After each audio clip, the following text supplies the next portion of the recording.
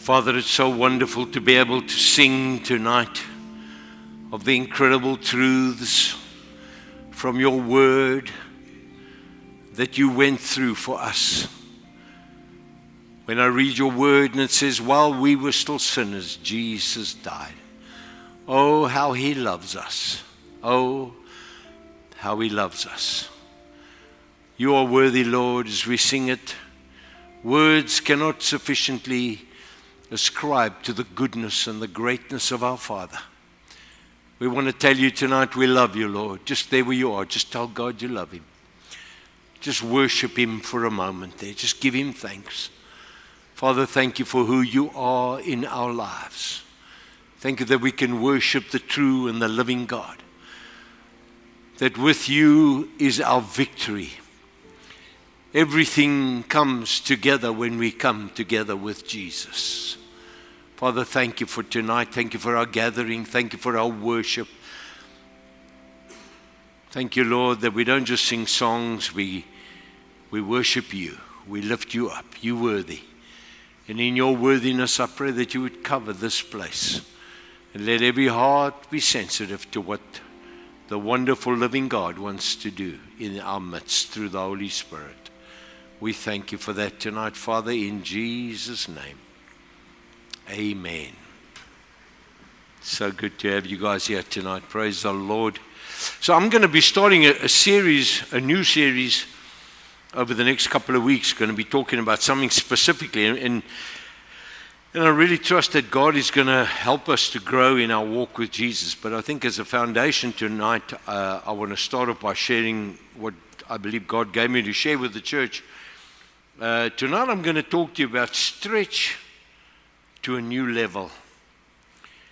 You know, God, when he saved us and he came into my life and great honor that he would have still thought of me, that God saved me and that I have this great honor to have Jesus choose me to live for God.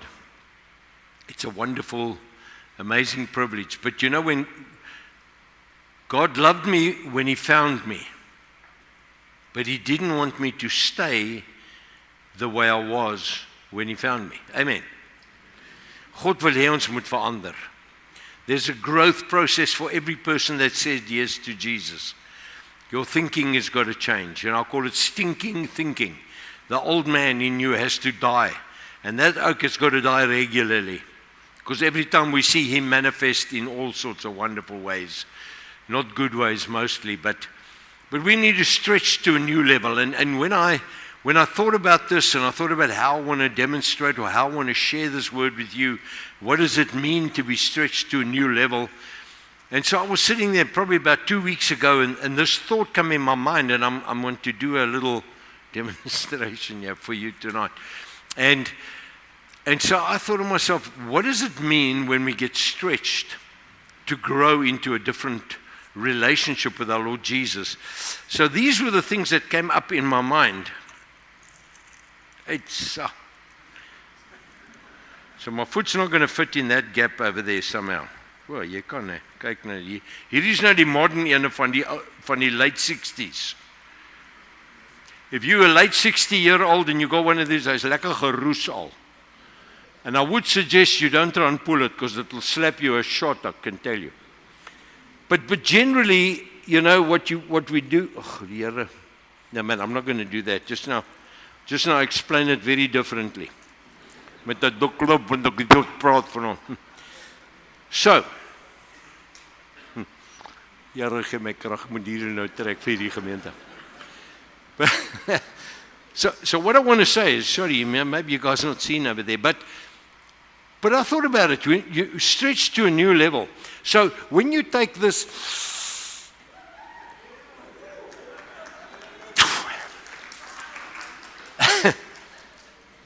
just give me a moment. Just, yeah, where did you find this? Wrachtig. I thought I was just like, wing, wing.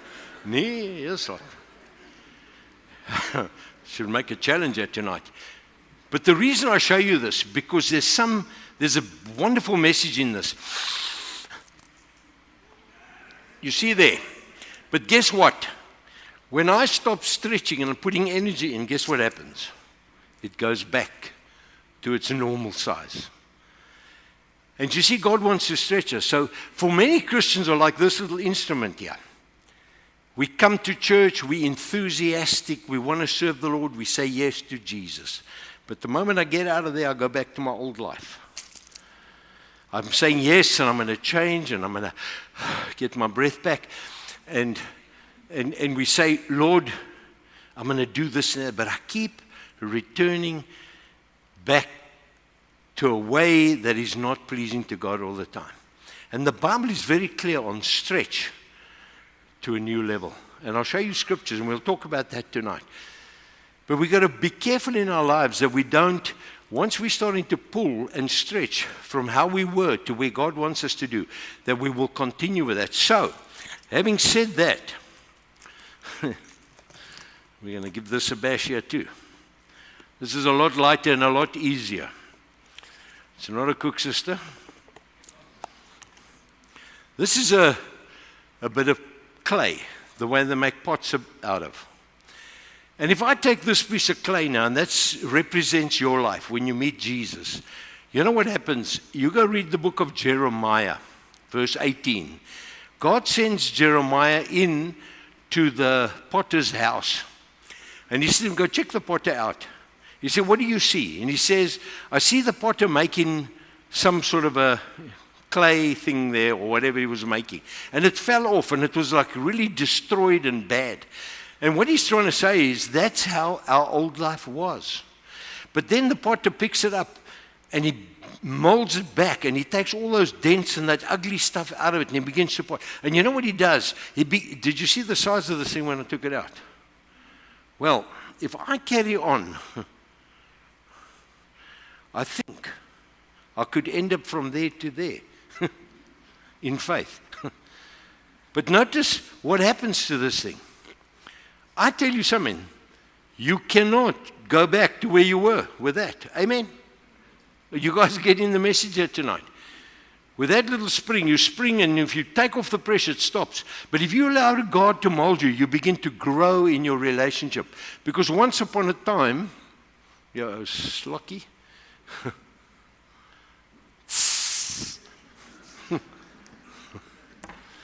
I'm going to sort this out here again.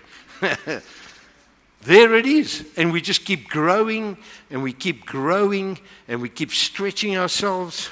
And we'll clean the pulpit on Tuesday. Laat dit vir jou nou 'n goeie demonstrasie wees. That thing started off small, but look what happened to it. And that's exactly what God wants to do with our lives. Because it's so amazing how that potter can take that little piece of clay and he can keep turning it, and he turns it into this most beautiful ornament or whatever he does. And that's exactly what God wants to do with our lives. Amen. Dankie, Theo. Die water is warm. Anybody want to do some foot of us? Here's your opportunity. There we go. So there's a lady by the name of Katie Kaufman, and she said something so true in the light of what you've just heard. Listen to these words. An ever-growing, ever consistent relationship with God. If we have that, ever-growing and a consistent relationship with God, makes us certain. Dit gee ons 'n sekerheid of what we believe, and it enables us to run with endurance. Want ons groei nie net om te groei nie, ons groei om die wonderlike dinge van die Here te ervaar in ons lewens. To walk in that incredible authority and to be able to walk in a place where we have no more condemnation, where we can have a clear conscience, where we can walk in a victorious life, an overcoming life, a life that can trust God for all the things that we need in our lives. So I wouldn't know this, but in your spiritual life as you sit here tonight, maybe you've been a little bit not growing, but procrastinating. Jy stel so 'n bietjie uit jou geestelike lewe. You know what you got to do, but you're kind of not doing it. You've been idle. Maybe you've been a little bit stagnant. I don't know. Maybe you're a little bit lukewarm and you're not growing. You're not stretching your life like you should. Because there's a very good reason why we've got to grow in our relationship with God. Because you know what? Jesus is coming to separate the sheep from the goats. He's coming to separate those who keep going back like that spring, as opposed to growing in their relationship with you. Jy weet, ek noem hulle mos in Afrikaans, is 'n goeie taal. En dit sê, is die skape met bokneigings. Ken daai goed, né? Is die skape wat byt. Ever been bitten by a sheep yet? Or butted by a goat? But he's coming to separate. This is what Jesus says here. This is very important. He says in Matthew 25:31 through 33, he says, when the Son of Man comes in his glory, his majesty and splendor, want Jesus kom weer, he says, with all the holy angels with him, then he will sit on the throne of his glory. And listen what's going to happen. All the nations will be gathered before him, and he will separate them, the people, from one another, as a shepherd does what? Separates the sheep from the goats. And he will cause the sheep to stand on the right hand and the goats to stand on the left hand. Daar's 'n duidelike skeidsmuur vir 'n goeie doel. God wants to stretch our lives to walk in a life that is pleasing to him. So I would ask you tonight as you sit here, and by way of media, people are watching me now. Here's the question, and I've got 3 of them. I've put them up there. The first one, is what you have with Jesus a casual Sunday thing, or is it something that's really good? It's a real relationship with the Lord. What is it for you tonight? Only you can answer that question. I may not know that, but is it a casual Sunday thing? For some people, it's not even a casual Sunday thing. For many people, it's as jy vir na 'n kerk toe gaan vir 'n troue, or you come for Christmas, or you come for a dedication of a baby, that's the only time it's church for some people. And some people come, but they come and go, hot and cold, blow. So what is it for you? Are you going deeper? Are you allowing God to stretch your life? What is it for you? The second is, how would you define your relationship with Jesus? Is it real? Is it authentic? Ken jy vir die Here, or is he just somebody out there that you kind of believe in? And the third thing is, what exactly is your level of commitment? Hoe toegewyd is jy vir Jesus? Because I know this, there are many followers of Jesus. If you go and see people, in fact, if you didn't believe in Jesus and you wanted really nothing to do with spiritual stuff, unless they've dragged you here because you're part of a club, ek gaan nie so toe nie, jy sal die president so gesê, nou sit jy hier so dikbek, nou lekker, welcome. But the fact is, generally, we all love Jesus, and we all say it. I mean, we do all believe in Jesus, and that's kind of the common factor over here. That, and if we honestly had to define our relationship with Jesus, and we ask somebody, in all genuineness and seriousness, many people who say they're followers of Jesus, listen, and I want you to hear this, because this is very important, because I'm going to talk about this a lot tonight. They would call themselves fans of Jesus and not followers of Jesus. Jesus has got a lot of fans all over the world, but they don't follow him. And so I look up the word fan. It's interesting. The dictionary's basic definition of a fan is this. It's an enthusiastic admirer. There's a lot of people who enthusiastically admire Jesus because they've heard good about him, they've heard great messages about him, and we can't somewhat diss him because we know there's something very strong and real about this guy called Jesus and what he came to do. So people are enthusiastic, bewonderaars van die Here Jesus. So I was thinking, how do I explain a fan, an enthusiastic admirer, a bewonderer? So I've got a few points here. And yeah, you can analyze the fan. It's a guy who doesn't miss a rugby game or MotoGP, whatever floats your boat, or ballet. It's a guy who doesn't miss a rugby game. His shirt is off, he's painted his body, and he cheers on his team. And so he draws a shark on his top here, like a shark. A dolphin for stormers. No, not what's that? Natal. What do they got on their thing? Shark. That's a sharky. Yeah, and when he gets older, it looks like a whale, but he's like an enthusiastic guy. He's got signed rugby jerseys on his wall at home. He's never in the game. He never breaks a sweat. He never takes a hard hit, ever. But he's so enthusiastic. He knows all the stats. He knows all the people. But he doesn't know the game fully. He screams and he cheers, but nothing is really required of him. No sacrifices made. Maar hy weet presies wie is stupid op die veld en hy vertel hom duidelik terwyl hy die game watch. When the team starts having a few seasons off and they play bad and everything, his seasons begin to fade pretty quickly. And his love for his team doesn't. And eventually, he jumps off the fan wagon. And he goes and he supports the Stormers. There we go. This is what you call an enthusiastic admirer. All the commitment, all the energy and everything, but yet there is no participation. And it's like that with the kingdom of God, with God's people. Lovely fans, we know about it, we come to church, we talk about it and everything, but really at the end of the day, when it begins to cost me something, I'm not interested. Then I don't want to join this team. I don't want to become a follower of whatever.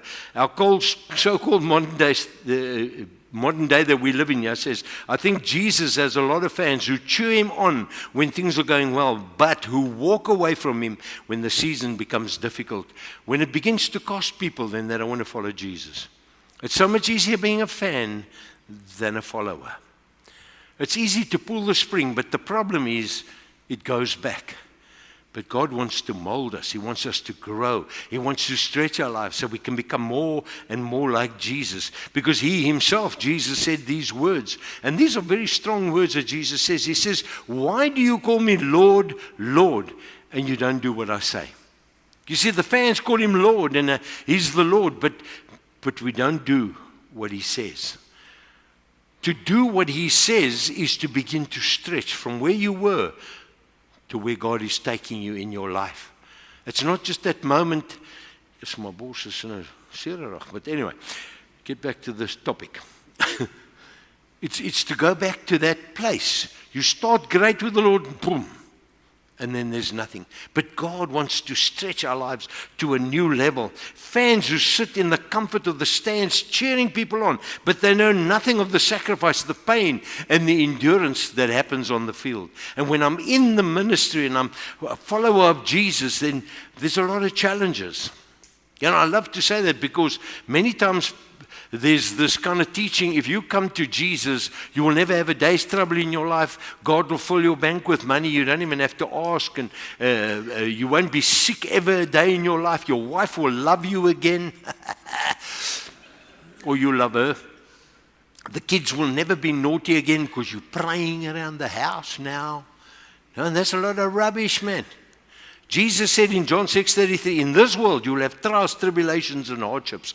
When you come to follow Jesus, it's almost like the devil puts a bullseye on your back and he goes for you. And we need to understand that because when we follow and we walk close to Jesus, he protects us. He gives us strength to endure. But we need to do it with Jesus. Amen. We need to. That's why Paul in the book of Philippians 1:29, he says this, for you have been granted the privilege, en nogal 'n voordeel, né? For Christ's sake, not only to believe in Jesus, not only to just be a fan of his and adhere and rely and trust him, but he says also to suffer on his behalf. To suffer on his behalf.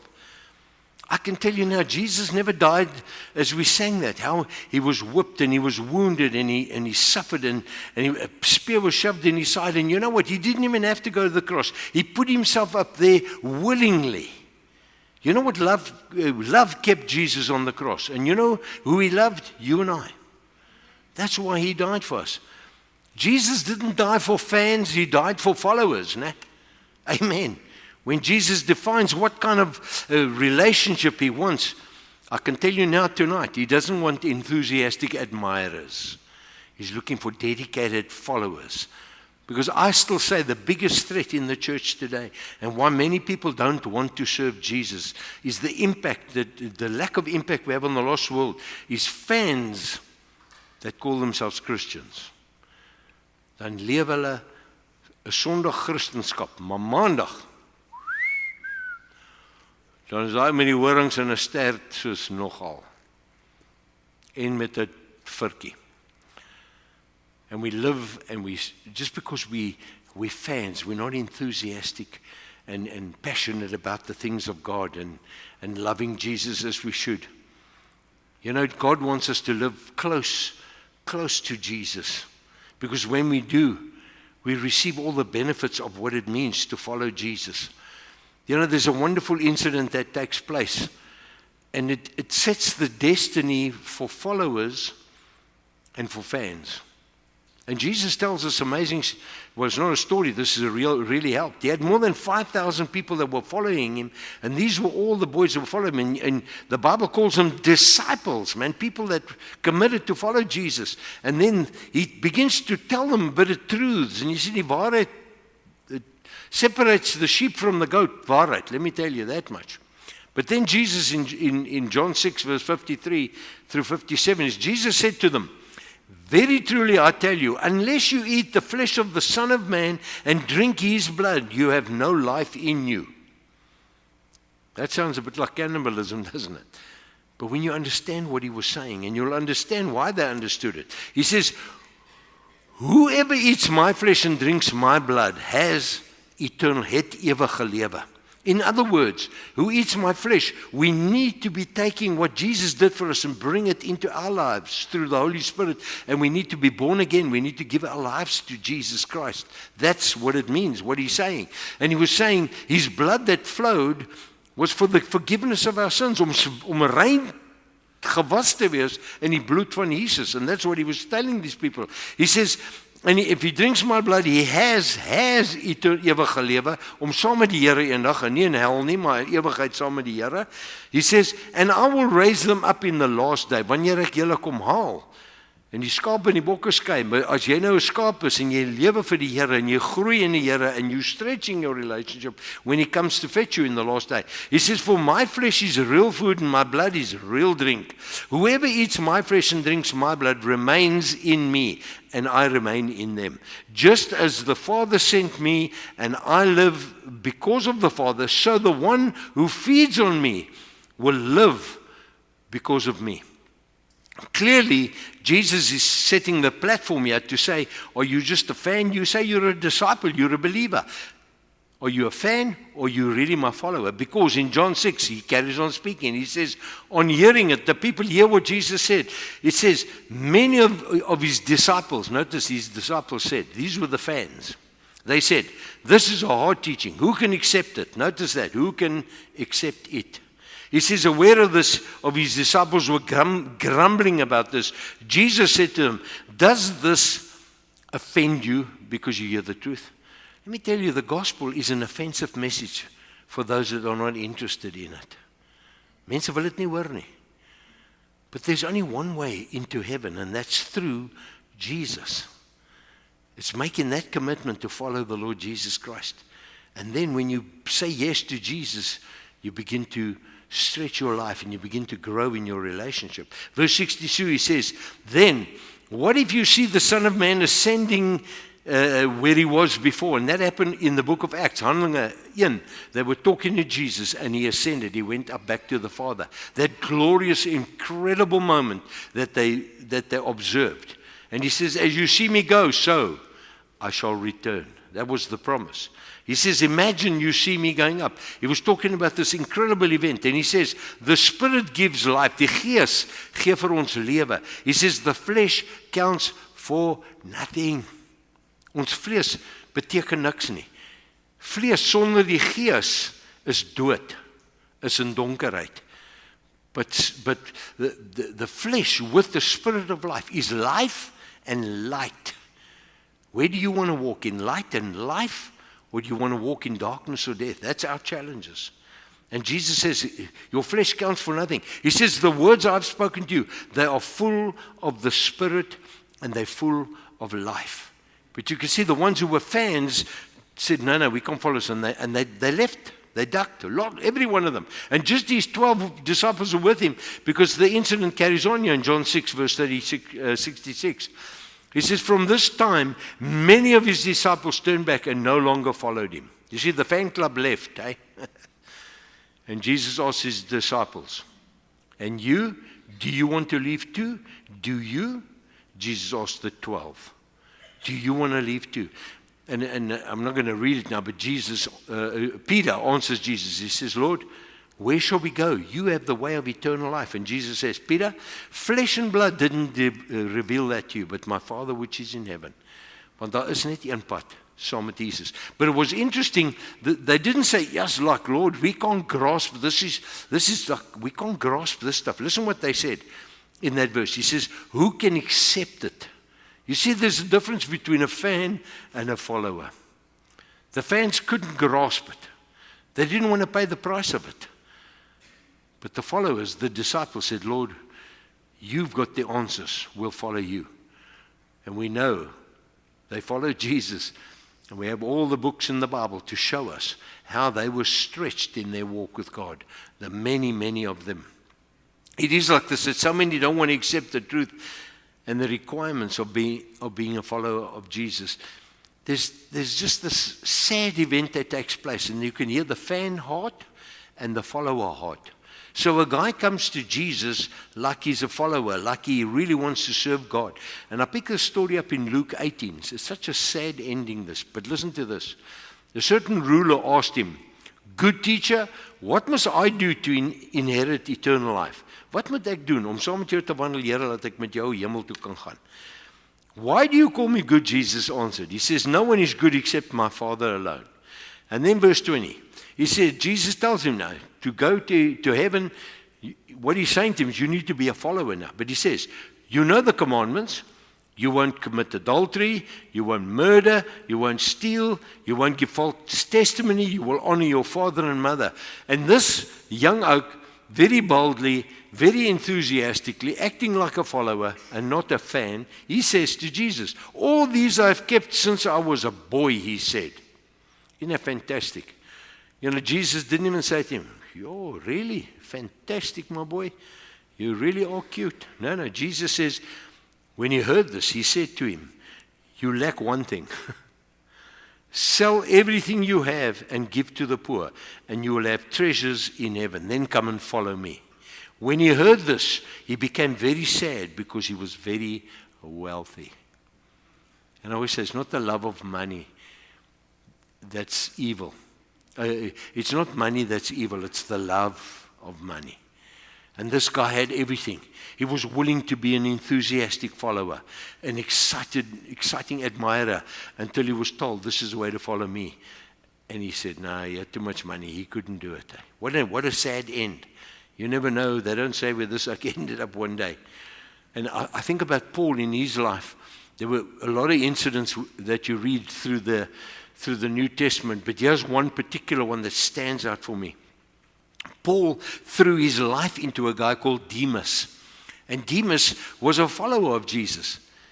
But because he allowed the things of this world, the sin of this world, and the compromise and the corruption of this world to grip hold of his heart. So listen to this, 2 Timothy 4 verse 10, it says, "For Demas had deserted me." Why? "For the love of this present world." And he's gone to Thessalonica. From an enthusiastic admirer, living for Jesus, investing everything into his life, this guy gets up and no more stretch. He's like that spring, and he just let it go. And he went off and he deserted Paul. He broke Paul's heart there. You see, Jesus identifies the fan attitude in the parable of the seed and the sower. You know that lekker story where Jesus was walking and he was telling this parable about a sower that went out and he sowed seeds. And he was talking, the seed is the word of God. Now listen to this. Now you hear the fan and the follower. In Matthew 13, he says, "As for what was sown in the thin rocky soil, this is he who hears the word, and at once he welcomes the word, he accepts it." How does he accept it, church? What does that say there? With joy. He accepts it. You're sitting here tonight, you hear the word, it's speaking to your heart, you accept it, you say, you know what, there's coming a point in my life, I need to follow Jesus. I need to become a follower, not just a fan. I can't become a Sondag Christian. I've got to be a life-living example for Jesus. Now, this is what happens. The seed falls on people's hearts, and maybe it's fallen on your heart. But don't let it end up like this, because this proves between being a committed follower and a fan. He says, "Yet, it has no real root in that person, but is temporarily inconsistent and lasts but only a little while. And when the affliction and the trouble and the persecution comes on the account, listen, of the word. Sodra ek begin lewe uit die woord en ek begin die dinge van die Here uitlewe, and the world begins to insult me and mock me and ridicule me and bring adversity in my life, the moment that happens, then many people release the spring. And then they want to go back to where they were, to leave Jesus, because he says, at once he is caused to stumble. He repelled and begins to distrust and desert Jesus. That's him, is Jesus, whom he ought to trust and obey. And what does he do? He falls away. What are you tonight? A fan? Or you a follower of Jesus tonight? It's very clear from what we've heard tonight that the Bible is very clear that we need to define our relationship. Wat is jou verhouding met die Here vanaand? Because God is calling us to that question tonight. Yeah, I'm going to close off with this. You'll be happy to know we're closing off already. 1 John 2 verse 3. I could preach it again if you want me to. Anybody? I'll pull the spring again. I'll extend the sausage. But in the meantime, we're growing. Hey, hallelujah. We're growing a little bit backwards here, but it's fine. Notice we got growth going on here. 1 John, I'm going to close with the scripture. But I want you to consider it tonight. Are you a true follower or are you just a fan of Jesus? 1 John 2 verse 3 through 6 says, we know that we've come to know Jesus. Him is Jesus. If we keep his commandments. That's what a true follower does. It obeys the word of God. The seed of the word that's come in your heart, you begin to live it out. That's what a follower does. A fan doesn't do that. He says, whoever says, as he say, I know God. In other words, I believe. I'm a believer. I love Jesus. Like many people say that. I believe. But you do not do what he commands you. Listen, what does he say? You're a what there, church? Say liar. You're a liar. Jy lieg mos. A true follower is clearly identified. A fan is clearly identified. How? By saying, I follow Jesus, I love Jesus, I know Jesus, but you don't live for him. Dis mos 'n liegback. And then he says, and the truth is not in that person. Die waarheid is in. All you have is this fan base thing about Jesus. He says, but if anyone obeys his word, love for God is truly made complete in such a person. This is how we know we are in him. How do I know that I'm in Jesus? How can I measure whether I'm an enthusiastic follower or a follower of Jesus or just a fan? Here's how we know. Whoever claims to live in Jesus must live as Jesus did. You see, John 3 verse 30, he must increase and I must decrease. I must become less prominent and Jesus in me must become more prominent. And so tonight, my sermon title, which I'm going to be speaking over these next couple of weeks, some really good stuff for us to grow us. But what I'm saying is, we need to stretch to a new level. Maybe tonight you haven't even started the journey. Maybe you don't know Jesus as your Savior. Maybe you do know Jesus, but you've been compromising. You've taken up the worldly stuff and you've got lots of nonsense in your life. But I've got good news for you, because the good news is this, is that 1 John 1 verse 9 says, if we confess our sins, he, God, is faithful and is just to forgive you of all unrighteousness and give you a brand new start. It's never too late to begin to stretch your journey with the Lord Jesus. My question to you, and Jesus wants to know this as we pray tonight, are you a fan or are you a follower? Come, let us bow our heads in prayer. Hallelujah. Father, I just thank you again tonight for your precious word. Lord, you don't want us to stretch for the sake of stretching. You want us to grow, your word says, in the grace of our Lord Jesus. You want us to become better and not bitter. You want us to walk in joy and love and kindness and gentleness and patience and long-suffering and self-control. That's the fruit of your Spirit that's in a dedicated follower. But when we're a fan, Father, we hardly apply this stuff to our lives. So tonight I want to ask, Father, that you would come right now by your Holy Spirit for those watching by way of media and even for all of us sitting here tonight, Lord. Thank you that you care for us so much and that you really, really love us. I just want to ask tonight, Father, that you would meet us right now, that your sword of your Spirit would cut deep in every heart. And where your Holy Spirit, like the wind, breathes on us tonight, that you would bring that convicting spirit to make people choose in their hearts to not be a fan, an excited admirer, but a proper, genuine follower of Jesus with our eyes closed. I just want to say this.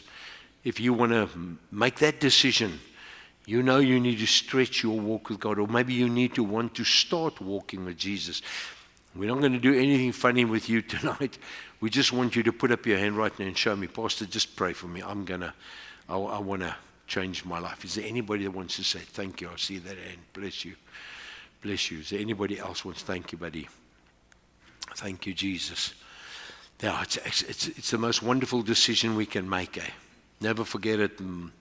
In a church where I was that night, an Afrikaanse boerekerk, hierdie Engelsman could hardly speak English, Afrikaans.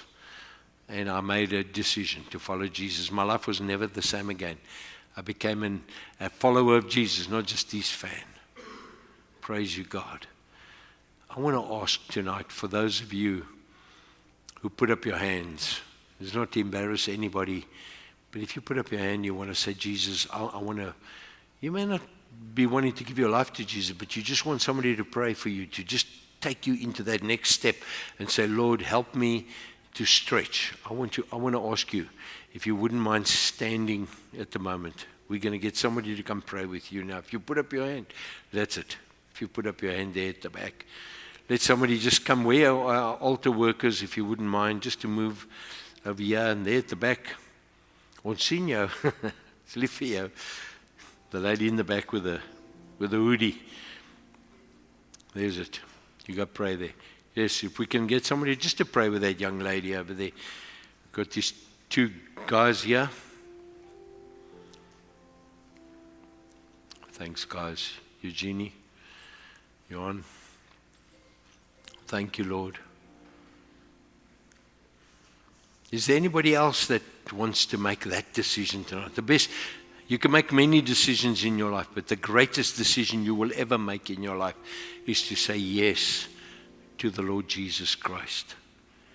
May the Holy Spirit draw you tonight into a wonderful place of relationship with the Lord. Just give us a few minutes to just pray for these precious young guys. Lizanne, if you wouldn't mind to hand out one of those to all the guys that are praying, please. Thank you, Jesus. These are precious moments. Let me tell you, hier is ewige oomblikke where people are making the decision to no longer just be a fan. Maybe the place is still full of fans here tonight. But I really trust and pray that there will come a moment in your life where you will make that decision to become a proper follower of Jesus. And there's only one way to do that. The Bible says it in the book of Romans 8. If you confess with your mouth the Lord Jesus, that you believe that he died and that he rose again, the Bible says, if you believe that, you will be saved. In John, the first chapter, verse 12 says, if you believe and you receive, you become. And it's not just believing, because everybody believes. And we're all very keen and know Jesus, but you've got to believe. But there's one step further. You've got to receive to become a child of the living God. May the Holy Spirit work in a very special way with these young people tonight, man. Precious Lord. Father, thank you. Thank you for these people. Thank you for these young people, Lord, for making this decision to want to follow you, to say, no longer am I a fan. Tonight I want to be a genuine follower of Jesus. My life never the same again. for us as a church tonight, Father, and those that are watching by way of media. Father, that we will become people that are stretched in our walk with you, willingly growing from when you first met us to where we are tonight. A year later, Lord, we should be so much deeper in our relationship with you. If we're not growing, we're stagnating, we're going backwards. Be with these people, Father, as they make this wonderful, life-changing decision in their lives. We thank you for that, Father. Thank you, Jesus.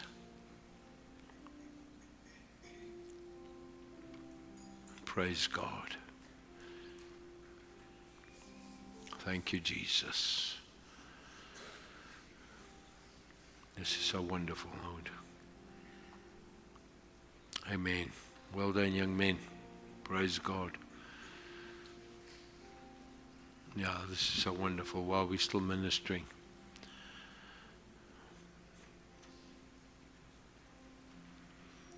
If anybody wants, that's still contemplating, maybe I need to change my life, then I want to say, don't put it off and leave the place. Come to the front here. We'd love to meet you and pray with you. It's our great honor to do that. If you need one of these little books we've handed out, it's just Your Journey with the Lord, a lovely book. And it gives you the wonderful journey of Jesus. If you need one of those books, I think we have them in the back over there. Somebody in the back will be able to give it to you. My secretaries at the back there. Amen. Thank you, Jesus. Amen. Did you receive something tonight? Are you willing to stretch yourself to a new level? I just want to remind you, a new level produces a different devil. So just stand strong and stick close to Jesus. Amen. Come, let us stand up tonight and we close off with this very, very appropriate song. Amen. Thank you, guys. Yes, praise God. Thank you, Jesus. Isn't that the wonderful prayer that Jesus taught us to pray? Our Father which art in heaven, hallowed. Glorious, magnificent and wonderful you are. Ons kan daai gebed bietjie bid ook. We do it like parrot fashion. But we must just think of those words, even as we sang them tonight. May God bless you. I trust you leave this place with a stretch geesie. May the Lord bless you. Kyk net hoe lyk hierdie ding hierso. Never forget it. Forget the stretching there with the spring back. That wasn't a good demo. The spring was too strong. I should have taken out some springs. May the Lord bless you. Have an amazing, beautiful week. Trust the Father. He's with you. Whatever your needs is, God will meet our needs in Christ Jesus. Amen. Father, thank you. Thank you for the wonderful time in your presence. Thank you for each guest that has come. Lord, I pray that you would be the minister, the after minister of this word in every life tonight. And that we will be obedient to the word. When your word says, how do we know that we love you? Because we obey your word. Thank you for that. Bless each one of us. Heal people tonight that need healing. Financially bless people that need financial blessing. Health blessings. Father, that you would bring strength into each one of our lives. That this week will be an awesome week where we'll bring praise to our Heavenly Father every day. In Jesus' name, amen. God bless you. Don't run away. Have a cup of warm coffee. Now's the time. Kickstand down by the old church pew. Grease-stained hands in the mercy view. I ain't worthy, but the brothers cheer as the old man whispered, welcome here.